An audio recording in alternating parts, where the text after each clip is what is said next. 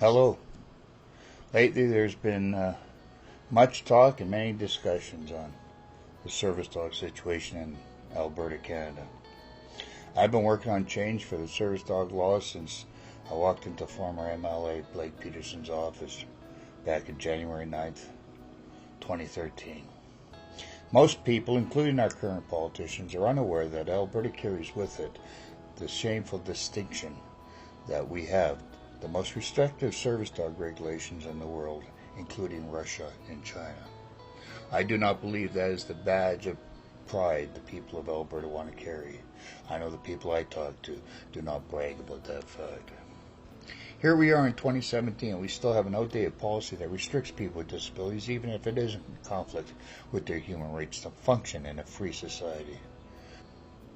I know the last couple of years of our previous governments and the first years of our current government, we have been working on how to rewrite the regulations and where they are acceptable for people with or in need of service dogs. Let's make no mistake about it. The people with or in need of service dogs or people with disabilities are their custodial caregivers. I have heard much discussion about third-party testing and how the public is at risk for these, quote, out-of-control dogs, unquote, as if we have dog fights in the middle of Tim Hortons or in front of the meat counter at Safeway. I've heard about testing, if this is possible, to see if someone's dog is actually helping the handler. I have no idea how this will be measured or tested. I suppose the concerned people, or people of concern for this matter, could demand that I, and many people like me, release my medical records. And they will see in my case that before my service dog Annie, my blood pressure was 273/168. And now 4 years after her, my blood pressure is 117/78.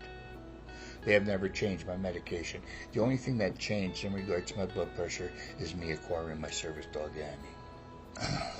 278/168 before Annie and 117/78 with Annie is no joke, and having to explain to people so I could participate in this society is degrading and not never be demanded in an inclusive society.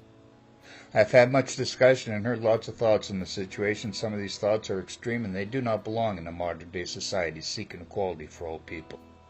What I've heard most is ideas from people that have no idea what it is like living one's life in the end of a dog leash. This is not like taking your doggie for a walk after dinner or having a part-time companion of convenience. This is about life or death for many of us, and there is no glamour in having to explain to anyone how your life is dependent on a dog. My friend has a service dog for sexual abuse-related PTSD and for her mobility issues. I will call her 80, and her dog JB. Her dog is not perfect, neither is mine. Does her dog sit on command? Well, sometimes and sometimes not. My concerns are this. I know for a fact JB helps her. I can see it. And we ought not to try and put her in a situation where she has to prove that. My other concern is this. JB, this dog, does not have one mean or aggressive bone in her system. This dog is 100% safe in public. Now, because of the current and maybe even the proposed regulation changes with the Service Dog Act, JB might not be allowed to help 80 in a service dog capacity. I've heard my friends being told that they must get off their addiction to their dogs and just leave it at home once in a while, as if we could leave our seizures, PTSD, and all our other disabilities at home. My epilepsy and PTSD is not part-time, and my service dog ought never be part-time through government regulations.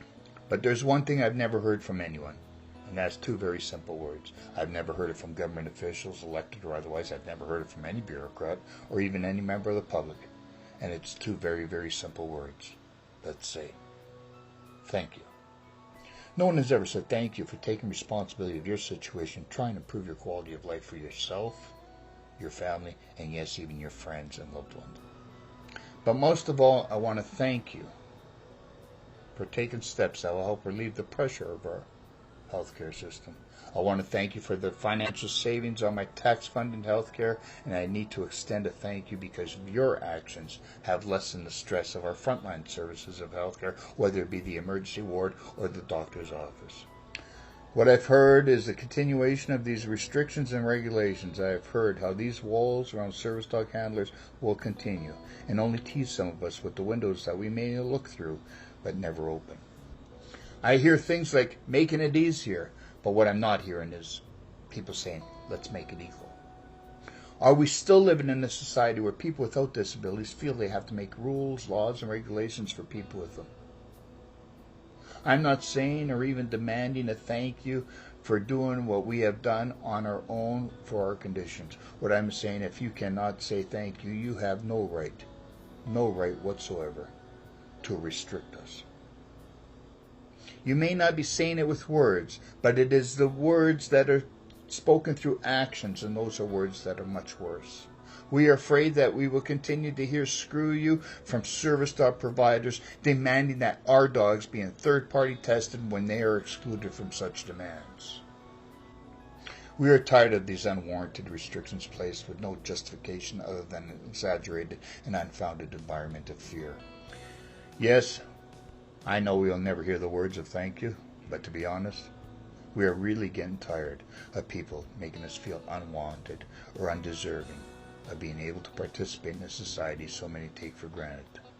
We are not bad people without concern of how our dogs behave in public, and we ought not to be treated like we are bad people.